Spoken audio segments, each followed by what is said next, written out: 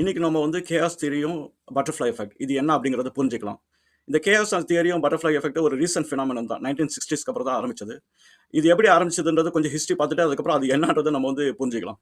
இப்போ நம்மளுக்கு செஞ்சுரியா வந்து சொல்லி வச்சது வந்து நியூட்டனோட விதிகள் தான். அந்த நியூட்டனோட லாஸ் ஆஃப் மோஷன் தான் வந்து நம்ம யூனிவர்ஸ், அப்புறம் இப்போ நடக்கிற விஷயங்கள், நடக்க போற விஷயம் எல்லாமே வந்து நம்ம அதை பேஸ் பண்ணி தான் வச்சிருக்குது.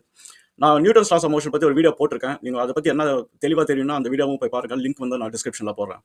ஸோ நியூட்டன்ஸ் லாஸ் ஆஃப் மோஷன்ல வந்து ஒரு பெரிய ஒரு ப்ராப்ளத்தை வந்து அவர் சால்வ் பண்ணார். அவர் என்ன சால்வ் பண்ணார் அப்படின்னா, இன்னைக்கு இருக்கிற விஷயத்தை வச்சு நம்ம ஃபியூச்சரை ப்ரெடிக்ட் பண்ண முடியும். அதுதான் வந்து நியூட்டன்ஸ் லாஸ் ஆஃப் மோஷன். அவரோட ஃபர்ஸ்ட் லா அண்ட் செகண்ட் லாவை நீங்க பாத்தீங்க அப்படின்னா, அவரோட அந்த லாலே வந்து சொல்லியிருப்பாரு. ஏதாவது ஒரு சேஞ்ச் நடந்தது அப்படின்னா, அந்த சேஞ்ச் வச்சு நம்ம வந்து ஒரு ட்ரெஜெக்டரி வந்து வரைய முடியும். ஸோ இப்படிதான் வந்து அது மாறும் அப்படின்னு. அந்த சேஞ்சஸ் வந்து இன்கிரிமெண்டலா நம்ம ஆட் பண்ணும்போது, அப்பப்ப நம்ம வந்து அந்த ட்ரெஜெக்டரி மாறிக்கிட்டே போவோம். இப்போ இது எங்க யூஸ்ஃபுல்லா இருக்கு அப்படின்னா, நம்ம பிளானெட்டரி மோஷன் தான். ஏன்னா நியூட்டன்ஸ் லாஸ் ஆஃப் மோஷன் வந்து பிளானெட்ஸ் வச்சு தான் ஒரு அது